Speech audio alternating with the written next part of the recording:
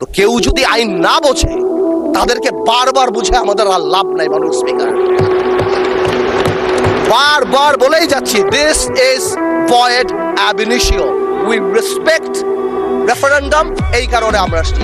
এটাকে emotional colour দিয়ে বাংলাদেশকে এমন ভাবে দাঁড় করানো হচ্ছে যে আমরা জুলাই চাই না, আমরা জুলাইয়ের বিরুদ্ধে। ওনারাই একমাত্র জুলাই টেন্ডার নিয়েছেন, ওনারাই টেন্ডার সাবমিট করছেন। This is so unfair. Speaker, আপনি যখন ছিলেন না এখানে, সংসদ যখন ব্রেকে ছিল, তখন আমাদের বিরোধী দলের মাননীয় কিছু তরুণ সদস্যরা আমাদের গ্যালারিতে যারা ছিল তাদের সাথে তর্কে লিপ্ত হয়েছিলেন। এটা আসলে আমাদের জন্য দুঃখজনক। এটা সংসদের রীতি। মাননীয় স্পিকার, আপনি দেখতে পারবেন, এগুলি রেকর্ডেড আছে, আপনি দেখতে পারবেন। আমি এটাই বলার চেষ্টা করছি, আমি খারাপ বলছি না, আমি বলছি যে আমাদের জুলাই যোদ্ধাদের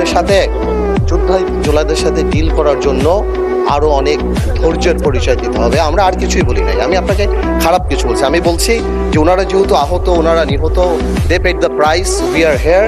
এই কারণে আমাদের সহ্য ক্ষমতা আরো বাড়াতে হবে। আমি এই ব্যাপারে এইটাই বলছি, এর চেয়ে বেশি কিছু বলে নাই। যাক, অনেকগুলি ব্যাপার আসছে। মাননীয় সংসদ সদস্য আক্তার সাহেব আমার নাম নিয়ে বলেছেন, শুধু আমি একটু আনসার করি। কোয়াজাই কনস্টিটিউশনাল ব্যাপারে একটা কথা আসছে, যে আমি বলেছিলাম কোয়াজাই কনস্টিটিউশনাল ব্যাপারটা ছিল। আসলে কোয়াজাই কনস্টিটিউশনাল ব্যাপারটা তো ছিল, এখন নেই। ওটা ছিল বলেই তো কনস্টিটিউশনের কিছু কিছু পার্ট আমরা সে সময় নিয়েছিলাম মাননীয় স্পিকার। কারণ এই সংবিধান তো বলে যে কোনো দেশ থেকে প্রধানমন্ত্রী ভেঙে গেলে কি করা যাবে।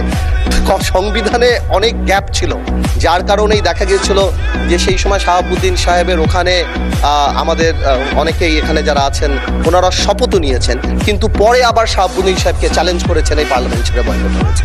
তো এই ব্যাপারগুলি তো ছিল। আমরা তো সেই সময় এই জিনিসটাকে ম্যানেজ করার জন্য একটা সিচুয়েশন ক্রিয়েট করতে চেয়েছিলাম। আরেকটা কথা আসে, সংস্কার। আমার সময় অনেক অল্প, অনেক স্পিকার, কথা তো অনেক চলে আসছে। আপনার হুইপ আপনাকে এক মিনিট সময় বাড়িয়ে। Thank you. সংস্কার আর সংশোধন, এই দুইটা কথা নিয়ে খুব আলাপ হচ্ছে অনেক স্পিকার। আমি এটা আসলে বুঝতে পারছি না, যে আমার মনে হচ্ছে এর মধ্যে খুব ফাইন একটা লাইন আছে, যে সংস্কার আর সংশোধন এই জিনিসটা মানে কি। এই আমরা তো চাচ্ছি যে যেই জুলাই সনদের জিনিসগুলি আসে সেগুলি পার্লামেন্টে, সেগুলি কনস্টিটিউশনের মধ্যে আসবে এবং কনস্টিটিউশনের রীতিনীতি মেনেই আসবে। এর বাইরে তো আমরা কিছু যাচ্ছি না। তো আমার মনে হচ্ছে এখানে প্লেইং উইথ ওয়ার্ডস করা হচ্ছে এবং জাতিকে বিভ্রান্ত করা হচ্ছে, এবং ঠিক আগেও যা বলেছি, আমাদেরকে জুলাইয়ের বিরুদ্ধে দাঁড়ানোর পায়তারা করা হচ্ছে। আরেকজন আমার সম্মানিত সংসদ সদস্য এখানে বলে গেলেন, প্রিয়াম্বল পড়লেই ওই পরিষদের কথা চলে আসে।